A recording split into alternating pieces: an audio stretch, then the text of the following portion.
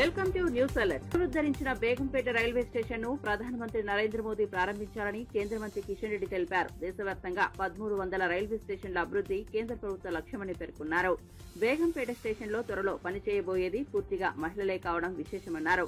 ఇది మహిళా సాధికారికతకు చిహ్నంగా నిలుస్తుందని చెప్పారు. పురాతనంగా ఉన్న బేగంపేట స్టేషన్ ను ఆధునీకరించి ప్రజలకు అత్యాధునిక వసతులతో అందుబాటులోకి తెచ్చినట్లు తెలిపారు. ప్రజలకు మరింత మెరుగైన ప్రయాణ అనుభవం కల్పించేందుకు కేంద్రం కృషి చేస్తోందని కిషన్ రెడ్డి స్పష్టం చేశారు. రైల్వే అభివృద్దిలో తెలంగాణకు ప్రాధాన్యత ఇచ్చినట్లు తెలిపారు.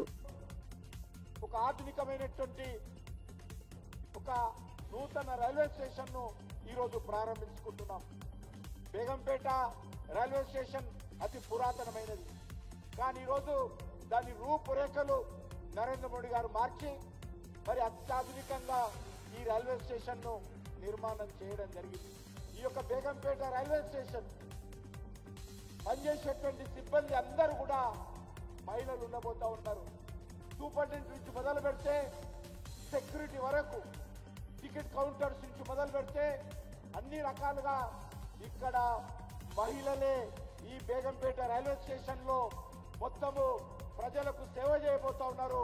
ఇలాంటి రైల్వే స్టేషన్ రాజమాత అహల్యాబాయి 300వ జన్మదినోత్సవం రోజు ప్రారంభించుకోవడము ఈరోజు మహిళలకు గర్వ కారణమని ఈ సందర్భంగా మనవి చేస్తా ఉన్నాను. దేశవ్యాప్తంగా అనేక రైల్వే స్టేషన్లను 1300 రైల్వే స్టేషన్లు ప్రపంచంలో ఏ దేశంలో కూడా ఒకేసారి 1300 రైల్వే స్టేషన్లు ఏకకాలంలో అభివృద్ధి చేయాలని నిర్ణయం తీసుకున్నటువంటి సంఘటన ప్రపంచంలో భారతదేశంలో జరుగుతా ఉంది. అంతేకాదు మన తెలంగాణలో కూడా 40 రైల్వే స్టేషన్లు ఏకకాలంలో అభివృద్ధి జరుగుతూ ఉన్నాయి. మొట్టమొదటి 3 రైల్వే స్టేషన్లు పూర్తయిపోయాయి. వచ్చే సంవత్సరం లోపల 2026 లో తెలంగాణలో ఉన్నటువంటి 40 రైల్వే స్టేషన్లు ఏకకాలంలో ఇదే విధంగా అన్ని రైల్వే స్టేషన్లు కూడా స్థానిక సాంస్కృతిక మరి వారసత్వం ప్రతిబింబించే విధంగా ఈ రైల్వే స్టేషన్లు అభివృద్ధి చేయబోతా ఉన్నాము. అన్ని పనులు కూడా వేగవంతంగా జరుగుతూ ఉన్నాయి. ఒంగోలు మహానాడులో టీడీపీ నేత జనార్దన్ చేసిన వ్యాఖ్యలు రాజకీయ వర్గాల్లో హాట్ టాపిక్ గా మారాయి. మాజీ మంత్రి బాలినేని శ్రీనివాసరెడ్డిపై విమర్శలు గుప్పించిన జనార్దన్ గతంలో చేసిన తప్పులను మర్చి ఇప్పుడు మరో పార్టీ అంటూ జనసేనలో చేరారని ఎద్దేవా చేశారు. ఒకరోజు ఎమ్మెల్సీగా, మరో రోజు 4 జిల్లాల ఇన్ఛార్జిగా వేషాలు వేస్తున్నారంటూ సంచలన వ్యాఖ్యలు చేశారు. టీడీపీ జాతీయ స్థాయికి ఎదుగుతుండగా కొందరు వ్యక్తిగత ప్రయోజనాల కోసం పార్టీ మారుతున్నారన్నారు. మహానాడులో జనసేనపై చేసిన ఈ వ్యాఖ్యలు దుమారం రేపుతున్నాయి. ఇద్దరు కూటమి భాగస్వామ్యుల మధ్య ఈ విమర్శలు రాజకీయంగా కొత్త చర్చకు దారితీస్తున్నాయి. ఏ పార్టీకి పోదామని అర్థం కాక లాస్ట్కి ఏదో గొడుగు కింద ఉండాలి కాబట్టి ఒక పార్టీలోకి పోయాడు. ఆ పార్టీలో పెట్టుకొని ఒక్కో రీల్ వేస్తుంటాడు. 10 రోజుల్లో నాకు ఎమ్మెల్సీ వస్తుంది, 10 రోజులు అయిపోయిన తర్వాత నాకు మంత్రి అయిపోతున్నా. ఆ తర్వాత 10 రోజులకేమో నేను మళ్ళా పార్టీలో 4 జిల్లాలకు హెడ్ అవుతున్నా. అక్కడ ఆడుకునేవాడు ఆడుకోగా జిల్లాని సర్వనాశనం చేసి, ఒంగోలుని సర్వనాశనం చేసి ఇంతమంది మీద కేసులు పెట్టి ఏంది ఈ పరిస్థితులు అనేది అర్థం చేసుకోవాలి. అదే కానీ కొంచెం అన్నా కూడా కరెక్ట్గా ఉంటే ఓడిపోయినా గెలిచినా ప్రజల్లో ఉండేవారు. అది మనం గుర్తుపెట్టుకోవాలి. 5 సంవత్సరాలు ఇవాళ నేను మంత్రిగా ఉన్నాను, నేను ఎమ్మెల్యేగా ఉన్నాను ఎర్ర విడితే ఊరు వదిలిపెట్టే పరిస్థితులు ఇవన్నీ కూడా ఒక లెసన్ అని చెప్పి కూడా ఆయన గురించి మాట్లాడాల్సి వచ్చి మాట్లాడుతున్నాం. ఎందుకంటే మనం విమర్శించేది కాదు, విమర్శించడం వల్ల ఉపయోగం ఏముంది? చేసిన పాపాలకి 34,000 తోటి ఎగిరిపోయాడు. కాబట్టి ఆయన ఎందుకు రాలేకపోతున్నాడు అనేది ఆయన చేసిన తప్పులు, ఆయన చేసిన పనులు, ఆయన చేసిన దానివల్ల మహిళలను కొట్టించారు. మన సీరియల్ మనవాళ్ళు ఇద్దరు ముగ్గురిని మహిళలను కొట్టించారు. మళ్ళా మనవాళ్ళ మీద కేసులు పెట్టించారు. ఈ పాపాలన్నీ ఊరకనే పోవు. పాత రోజులంతా వచ్చే జన్మ అనేవాళ్ళంట. ఇప్పుడు ఏంటంటే పాపం చేస్తే ఈ జన్మలోనే అనుభవించుకోవాల్సిందే. కాబట్టే జగన్ గారు చేసిన పాపాలకి తల్లి పక్కెళ్ళిపోయింది, వాళ్ళ చెల్లెలు పక్కెళ్ళిపోయింది. నువ్వు ఉండేవాడు ఒకడివి, అదొకటి మినిమం. డబ్బులు పెట్టుకొని డబ్బులు సంపాదించి మనమే తినాం. డబ్బులు ఎంతవరకు కావాలో, ఎంత పర్మిట్ కావాలో అంతవరకే సంపాదించుకోవాలి. నువ్వు ఇష్టారాజ్యంగా చేసుకొని అందరినీ దూరం చేసుకొని నువ్వు చేసిన కార్యక్రమాలు ఇవి అని చెప్పి కూడా నేను తెలియజేస్తున్నాను.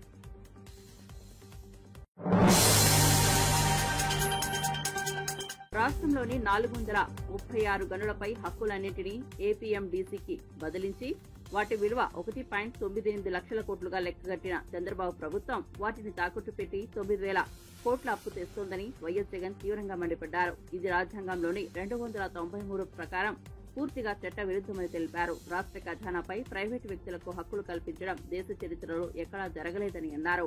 ప్రజల సహజ వనరులను మోసపూరితంగా తాకట్టు పెట్టే ప్రయత్నం జరుగుతోందని ఆరోపించారు. ఈ విషయంలో తాము మౌనంగా ఉండబోమని, ప్రజల ప్రయోజనాల కోసం గట్టి పోరాటం చేస్తామని జగన్ హెచ్చరించారు. రాష్ట్ర ఆస్తులపై రాజకీయ లబ్ధి కోసం చేయబడుతున్న చర్యలను తిప్పికొడతామని చెప్పారు.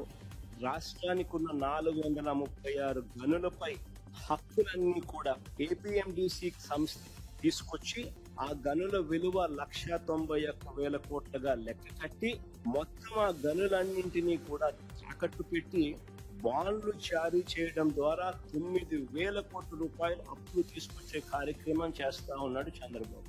ఇది ఎందుకు రాజ్యాంగం ప్రకారం తప్పు అని అంటే, రాజ్యాంగంలోని ఆర్టికల్ 293(1) ప్రకారం కన్సాలిడేటెడ్ ఫండ్ ను తాకట్టు పెట్టి అప్పు తీసుకునే వెసులుబాటు కేవలం రాష్ట్ర ప్రభుత్వానికి మాత్రమే ఉంటుంది. కానీ అప్పు కోసం చట్ట విరుద్ధంగా ఏకంగా రాష్ట్ర ఖజానాపై అంటే రాష్ట్ర కన్సాలిడేటెడ్ ఫండ్ పై ప్రైవేట్ వ్యక్తులకు హక్కులు కనిపించిన చరిత్ర రాష్ట్ర చరిత్రలో కాదు, దేశ చరిత్రలో కూడా బహుశా ఎప్పుడు ఉండదు. ఇది చట్టరీత్యా నేరం. 293(1) very clearly, Constitution 293(1) clearly says, subject to the provisions of this act, the executive power of a state extends to borrow within the territory of India upon the security of the consolidated fund of the state within such limits, if any, as may from time to time to be fixed by the legislature of such state by law, and to the giving of guarantees within such limits, if any, as may be so fixed. రాష్ట్ర ప్రభుత్వానికి మాత్రమే exclusive authority ఉంటుంది. అంతేకాదు APMDC భవిష్యత్తును కూడా చంద్రబాబు నాయుడు గారు అంధకారమయం చేస్తా ఉన్నారు. ఏకంగా ఏపీఎండీసీని తాకట్టు పెట్టి అప్పులు తీసుకొని వచ్చి ఆ అప్పులను డైవర్ట్ చేసుకుంటూ ఏపీఎండీసీని శాశ్వతంగా కూడా అప్పుల ఊపులేకనెట్టే కార్యక్రమం కూడా చంద్రబాబు నాయుడు గారు దగ్గరుండి కూడా చేస్తా ఉన్నారు. మన ప్రైవేట్ మైన్స్ మీద, మన రాష్ట్ర ప్రభుత్వానికి సంబంధించిన మైన్స్ మీద ప్రైవేట్ వ్యక్తులకు ఆజమాయిషీ ఇస్తా ఉన్నాడు. కాంగ్రెస్ ప్రభుత్వంపై మరోసారి తీవ్ర స్థాయిలో విరుచుకుపడ్డ బీఆర్ఎస్ వర్కింగ్ ప్రెసిడెంట్ కేటీఆర్ కాంగ్రెస్ వాళ్లకు ఒకటే పని ఉంది, కమిషన్లు అంటూ వ్యంగ్యంగా వ్యాఖ్యానించారు. 30% కమిషన్ లేకుండా ఫైళ్లు కదలడం లేదు అని విమర్శించారు. ప్రజల దృష్టిని ఈ అవినీతి నుంచి మళ్లించేందుకే కమిషన్ పేరుతో డ్రామాలు ఆడుతున్నారని ఆరోపించారు. ప్రజలకు సంక్షేమం, అభివృద్ధి కంటే కమిషన్లే ముఖ్యం అయిన ప్రభుత్వం ఇది అని ఎద్దేవా చేశారు. కమిటీలు, నోటీసులు, దర్యాప్తుల పేరుతో అసలైన సమస్యల నుంచి తప్పించుకునే కుట్ర జరుగుతోందని తీవ్రంగా వ్యాఖ్యానించారు. కాంగ్రెస్ కు అవినీతే అసలైన గుర్తింపు అని కేటీఆర్ వ్యాఖ్యలు ప్రస్తుతంగా రాజకీయంగా సంచలనంగా మారాయి. హిమాలయాలకు ఏమైనా ఆకుపసరు దాగొచ్చిండ్రేమో, ఎట్లనే ఏమైనా మంచి వాళ్ళు అయిపోయినా వీళ్ళని నేను అనుకుంటాను. మరి సంవత్సరం బాయ్, ఇప్పుడు సంవత్సరం మీద ఇంకో 6 నెలలు అయిపోయాయి. ఏమాయా మరి అంటే కడుపు కట్టుకోలేదా, కడుపు ఆగుతలేదా? తినుడే తినుడు, కమిషన్లే కమిషన్. అందుకే 40,000 కోట్లన్న ముఖ్యమంత్రి క్యాబినెట్ కార్డు తీసుకొచ్చింది రుణమాఫీ ఫైలు. క్యాబినెట్ కార్డుకు వచ్చే వరకు అందులో మళ్ళీ ఒక 9,000 కోట్లు ఎగిరిపోయింది. మొదలు 49,500 ఏది బ్యాంకులో మీటింగ్ పెట్టాము. మళ్ళీ తెల్లాడమాడికే ముఖ్యమంత్రి 40,000 కోట్ల అన్నాడు, 9,000 ఎగిరిపోయింది. ఆడికెళ్ళి క్యాబినెట్కి వచ్చే వరకు ఇంకో 9,000 ఎగిరిపోయింది, 31,000 కోట్లు అన్నారు. ఆడికెళ్ళి అసెంబ్లీకి వచ్చింది బడ్జెట్, అసెంబ్లీకి వచ్చే వరకు 26,000 కోట్లు అన్నారు. అంటే ఏడ స్టార్ట్ అయింది కథ 49,500 కేంచి 40,000 కేంచి 31,000 కేంచి 26,000కి వచ్చింది. కొన్ని అదాన్ని ఇస్తారేమో అనుకున్నాం. ఆఖరికి మొన్న బట్టి విక్రమార్క గారు సావు కబురు చల్లగా చెప్పిండు. మళ్ళీ బ్యాంకులో మీటింగ్ పెట్టిండు. బ్యాంకులో మీటింగ్లో మనకు అర్థం కావద్దని ఇంగ్లీష్లో మాట్లాడండి. కానీ మనకు కూడా కొంతమందికి ఇంగ్లీష్ వస్తుంది కదా, అందులో మాట్లాడండి. మేము మీకు పైసలు ఇచ్చినాం, కానీ ఇప్పటివరకు రైతుల ఖాతాలో 11-12 కోట్లే పడ్డాయి. ఇంకా మిగతా ఇప్పుడు వేయాలి, మనం ఇంకో 2-3 కోట్లు వేయాలి చెప్పి ఆయనతో చేతులు దులుపుకున్నారు. కథ మొదలైంది 49,000 కాడ, ఆఖరికి ముగిసింది 11-12 కోట్ల కాడ. మన ఊళ్ళో సామెత చెప్తారు, చారాన కోడికి బారాన మసాలా ఇది కరెక్ట్ సూట్ అవుతుంది దాన్ని ఇచ్చింది చారాన వంతు కానీ దానికి బిల్డప్ ఊరూర ఫ్లెక్సీలు ఎక్కడ చూసినా ముఖ్యమంత్రి గారి ఫోటోలు ఉప ముఖ్యమంత్రి గారి ఫోటోలు నిన్న మొన్న పోతుంటే నేను నల్గొండ పోయినా నిన్న పెళ్లికి పోతుంటే మిస్ వరల్డ్ కంటెస్ట్ అన్నారు నేను బ్యానర్ చూస్తే మిస్ వరల్డ్ కంటెస్ట్లో ఎవరి మొక్కలు నేరా అంటే రేవంత్ రెడ్డి జూపల్లి కృష్ణారావు బట్టి విక్రమార్క ఇలా ముగ్గురులో ఎవరు మిస్ వరల్డ్ నాకైతే అర్థం కాదు పేరేమో మిస్ వరల్డ్ చూస్తేనేమో వీళ్ళ ముగ్గురు అందాల పోటీ వీళ్ళకి పెట్టినట్టున్నారు కదా నేను నాకు తెలియక అడుగుతా రాష్ట్రంలో ఒక దిక్కు 500 మంది అన్నదాతలు ఆత్మహత్య చేసుకుంటే నీ దిక్కుమాలిన ప్రభుత్వం వచ్చినాక నీ మాటలు నమ్మి కొంపల నుంచి 500 మంది కొంప ఉసురు తీసుకున్నావు వాళ్ళ కొంప కొల్లేరు చేసినావు 500 మంది అన్నదాతలు ఆత్మహత్య చేసుకుంటే ముఖ్యమంత్రి గారు అందాల పోటీలో బిజీగా ఉన్నారు సౌరగిరి జల వికాసం పథకం ద్వారా 6,70,000 ఎకరాల పోడు భూములు సస్యశ్యామలంగా మారాయని డిప్యూటీ సీఎం బట్టి విక్రమార్క తెలిపారు. ఈ పథకం ద్వారా గిరిజన ప్రాంతాల్లోని పోడు భూములకు నీటి సాధన అందించడంలో అటవీ ప్రాంతాల్లో జీవనోపాధికి మార్గం ఏర్పడిందన్నారు. సౌర పంపుల ద్వారా సాగునీరు అందిస్తూ రైతుల సాగు సామర్థ్యాన్ని పెంచుతున్నామని పేర్కొన్నారు. ఈ పథకం రైతులకు ఆర్థికంగా ఎంతో ఉపశమనం కలిగిస్తోందని తెలిపారు. పర్యావరణ పరిరక్షణతో పాటు గ్రామీణ అభివృద్ధికి ఇదో గొప్ప కార్యక్రమని అభివర్ణించారు. ప్రభుత్వ సంకల్పంతో గిరిజనులు స్థిర జీవనానికి అడుగులు వేస్తున్నారని చెప్పారు. ఇందిరా సోలార్ గిరి జల వికాసం విత్ నియరింగ్ అబౌట్ 12,600 crores.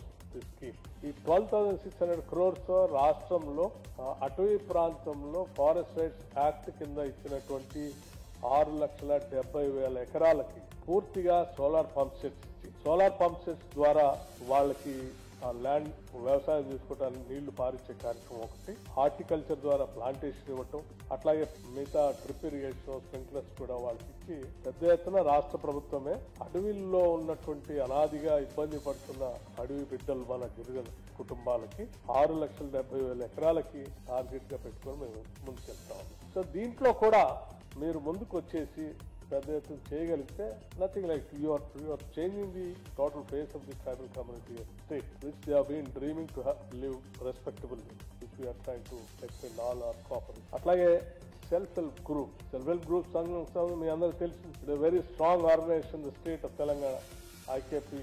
మేము గతంలో ఒక 20,000 crores టార్గెట్ పెట్టుకొని పోయాం, దాన్ని దాటాం 21,000 crores కూడా చేసాం.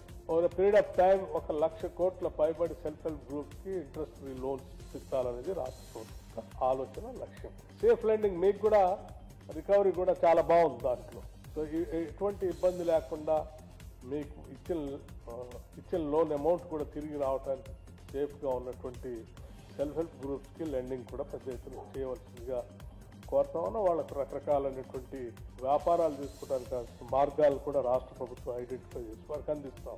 ఉదాహరణకి ఆర్టీసీ బస్సు కొనిచ్చి ఆర్టీసీతో టైప్ చేసేటట్టు కానీ, లేకపోతే సోలార్ సంబంధించినటువంటి పవర్ సెక్టార్లో ఎనర్జీతో ఎంఓఐ చేపించి సెల్ఫ్ హెల్ప్ గ్రూప్స్కి 1 megawatt 2 megawatts పవర్ ప్లాంట్స్ వాళ్లే పెట్టి.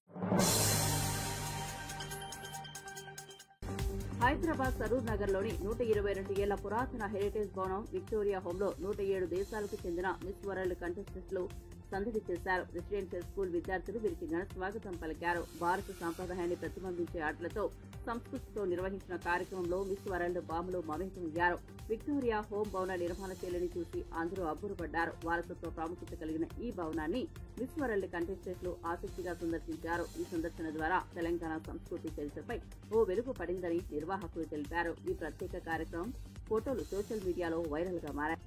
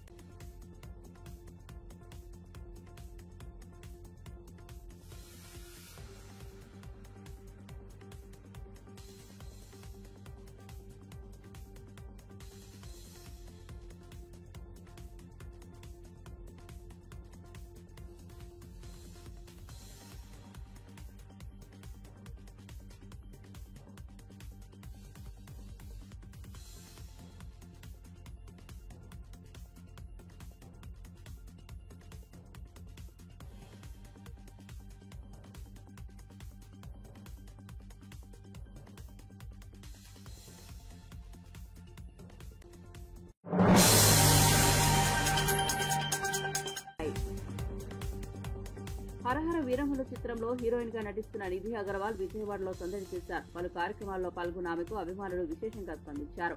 మీడియాతో మాట్లాడిన నిధి పవన్ కళ్యాణ్ తో కలిసి నటించడం తన కెరీర్ లో ఒక ప్రత్యేకత అనుభవంగా భావిస్తున్నట్లు పేర్కొన్నారు. పవన్ కళ్యాణ్ నుంచి ఎంతో నేర్చుకున్నానని, అతడి డెడికేషన్ ఆకట్టుకుందన్నారు. విజయవాడ భక్తి సంస్కృతి తాను ఎంతగానో ఇష్టపడతానని తెలిపారు. హరహర వీరములు సినిమా ప్రేక్షకులను కట్టిపడేస్తోందని నిధి అగర్వాల్ ఆశాభావం వ్యక్తం చేశారు. అభిమానులతో ఫోటోలు దిగుతూ చిరునవ్వులు పంచిన నిధి విజయవాడలో అభిమానుల మనసు దోచుకున్నారు.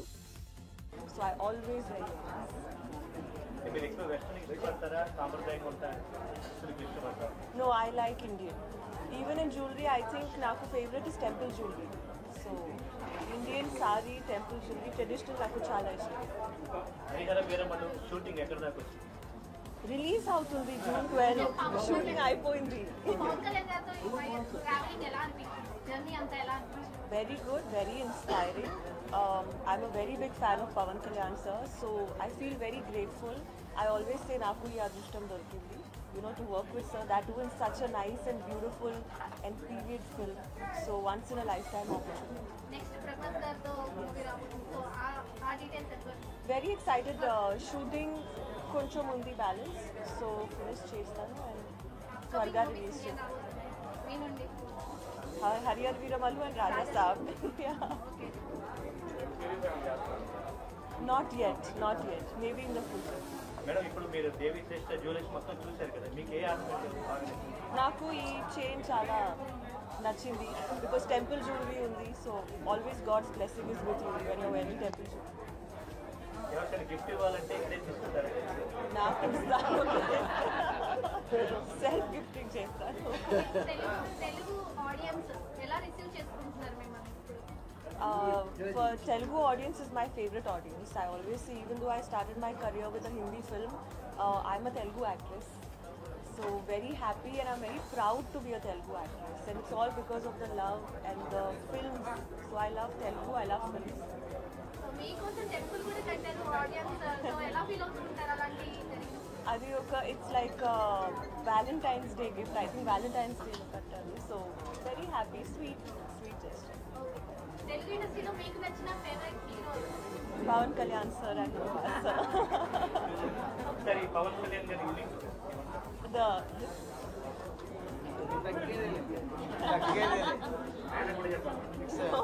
Allu Arjun sir. Diamond jewellery గురించి madam, diamond jewellery store. Payakaraopeta నియోజకవర్గ ప్రజలు అత్యధిక మెజార్టీతో తనను గెలిపించారని పేర్కొన్న హోంమంత్రి వారికి మనస్ఫూర్తిగా ధన్యవాదాలు తెలిపారు. గత టీడీపీ ప్రభుత్వంలో కార్యకర్తలపై అక్రమ కేసులు పెట్టారని ఆరోపించారు. గత 5 ఏళ్లలో నియోజకవర్గంలో అభివృద్ధి కార్యక్రమాలు ఒకటి జరగలేదని విమర్శించారు. ప్రస్తుతం కూటమి ప్రభుత్వం ఏర్పడిన తర్వాత పాయకరావుపేటలో అభివృద్ధి, సంక్షేమం రెండూ వేగంగా జరుగుతున్నాయని తెలిపారు. ప్రజల మద్దతుతో నియోజకవర్గాన్ని ఆదర్శంగా తీర్చిదిద్దుతామన్నారు. నియోజకవర్గంలో పెండింగ్ లో ఉన్న ప్రాజెక్టులన్నింటికీ త్వరితగతిన పూర్తి చేస్తామని హామీ ఇచ్చారు. ప్రజల కోసం ఎప్పుడూ అందుబాటులో ఉంటామని చెప్పారు. తర్వాత నగిపల్లి మండలం ప్రగడ శివగండి దొంగడ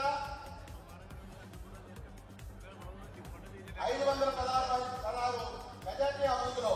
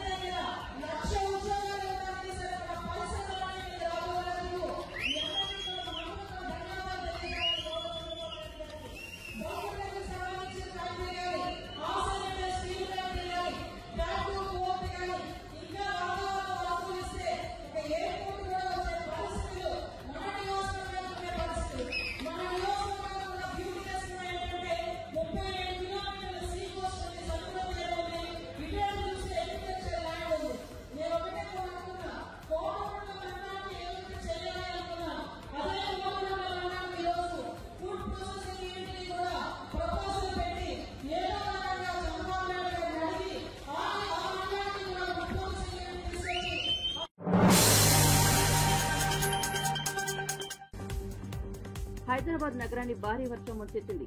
అనేక లోతట్టు ప్రాంతాలు పూర్తిగా జలమయమయ్యాయి. కొన్ని ప్రాంతాల్లో మోకాళ్ల లోతు నీరు చేరడంతో వాహనదారులు తీవ్ర ఇబ్బందులు ఎదుర్కొన్నారు. మలక్పేట, దిల్సుఖ్ నగర్, సంతోష్ నగర్ తదితర ప్రాంతాల్లో రహదారులపై వరద నీరు ప్రవహించడంతో ట్రాఫిక్ నిలిచిపోయింది. విద్యుత్ సరఫరాకు అంతరాయాలు ఏర్పడ్డాయి. వర్షానికి మానవ చైతన్య గందరగోళానికి గురైంది. జీహెచ్ఎంసీ, పోలీస్, విద్యుత్ శాఖలు అప్రమత్తమై సహాయక చర్యలు చేపట్టాయి. వర్ష ప్రభావిత ప్రాంతాల్లో జాగ్రత్తలు తీసుకోవాలని అధికారులు హెచ్చరికలు జారీ చేశారు.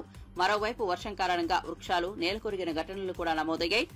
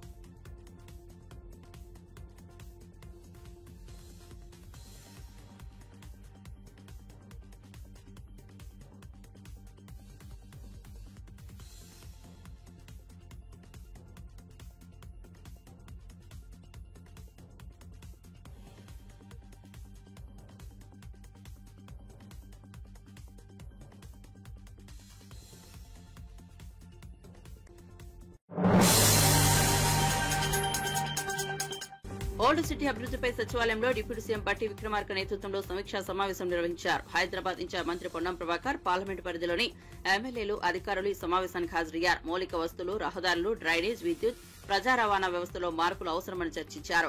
పాత బస్తీలో అభివృద్ది పనులకు ప్రత్యేక బడ్జెట్ కేటాయించాలని నిర్ణయించారు. ప్రజల అవసరాలను దృష్టిలో ఉంచుకుని అధికారులు సమర్థవంతంగా కార్యాచరణ రూపొందించాలని బట్టి సూచించారు.